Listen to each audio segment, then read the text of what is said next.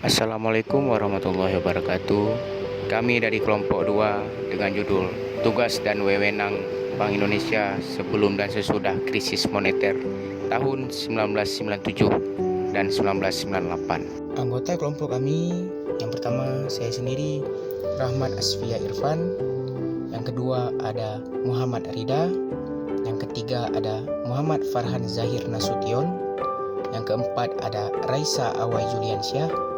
Yang kelima ada Daifullah Rizik. Dan yang terakhir ada Ihsan Ahdan Sabri.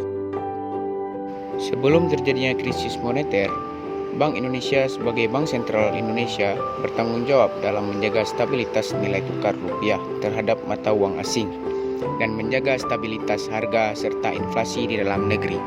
Selain itu, Bank Indonesia juga berperan dalam mengatur suku bunga dan likuiditas di pasar keuangan, mengeluarkan kebijakan yang bertujuan untuk mempromosikan stabilitas sistem keuangan dan mengelola cadangan devisa negara.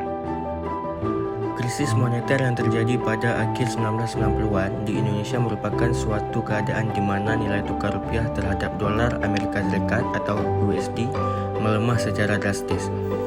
Hal ini menyebabkan terjadinya inflasi yang sangat tinggi karena barang-barang impor menjadi sangat mahal dan harga-harga dalam negeri naik.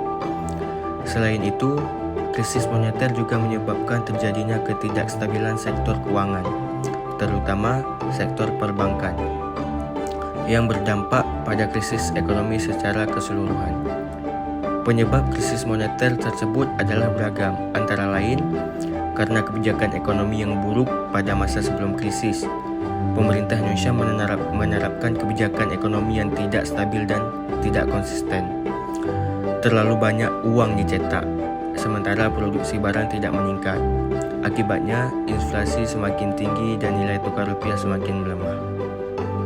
Praktek korupsi yang merajalela korupsi dalam skala besar juga menjadi salah satu faktor penyebab krisis moneter.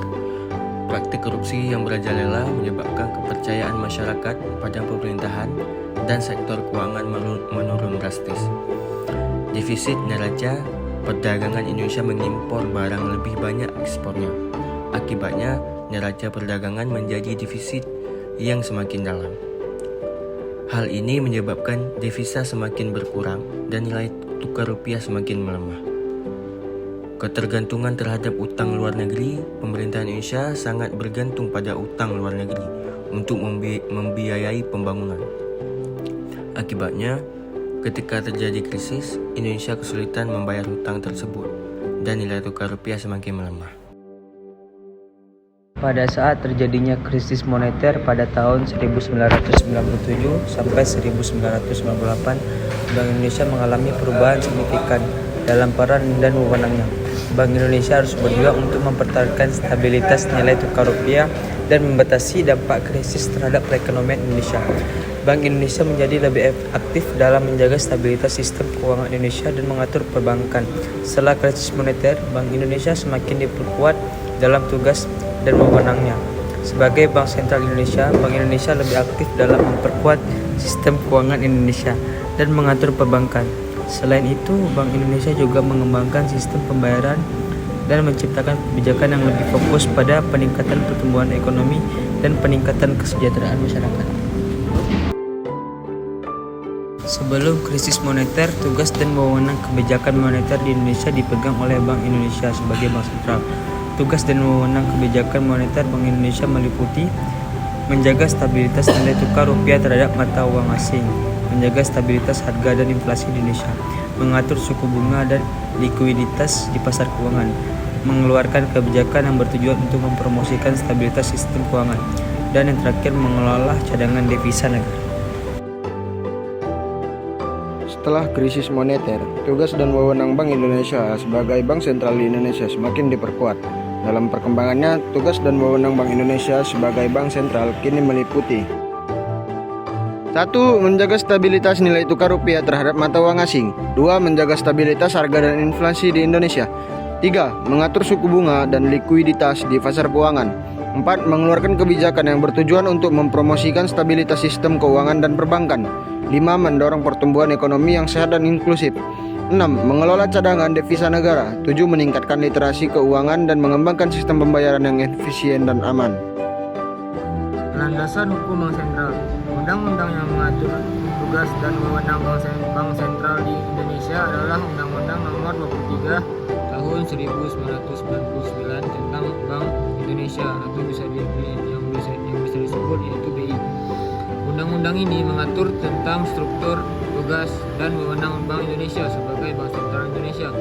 Undang-undang Bank Indonesia ini telah mengalami beberapa kali revisi. Terakhir pada tahun 2020 dengan dikeluarkannya Undang-Undang Nomor 11 Tahun 2020 tentang Cipta Kerja. Namun, esensi dari tugas dan wewenang Bank Indonesia sebagai Bank Sentral tetap sama dan diatur dalam undang-undang tersebut. Beberapa poin penting yang diatur dalam Undang-Undang Bank Indonesia antara lain tugas dan fungsi Bank Indonesia sebagai Bank Sentral Indonesia, yaitu memelihara kestabilan nilai rupiah, menjaga stabilitas sistem keuangan, dan mempromosikan pertumbuhan ekonomi yang sehat dan berkelanjutan. Yang kedua, kewenangan Bank Indonesia dalam menjalankan tugas dan fungsi tersebut, yaitu mengatur dan mengawasi sistem pembayaran, mengeluarkan kebijakan moneter, mengatur dan mengawasi perbankan dan lembaga keuangan non-bank, serta mengelola cadangan devisa negara. Poin selanjutnya, kewajiban Bank Indonesia untuk bekerja sama dengan pemerintah dan badan-badan lain dalam rangka mencapai tujuan perekonomian nasional yang lebih luas. Kemudian yang terakhir, kewajiban Bank Indonesia untuk melaporkan secara teratur kepada pemerintah, Dewan Perwakilan Rakyat atau biasa disebut DPR, dan masyarakat tentang pelaksanaan tugas dan fungsi yang diemban. Sekian video dan pembahasan dari kelompok kami.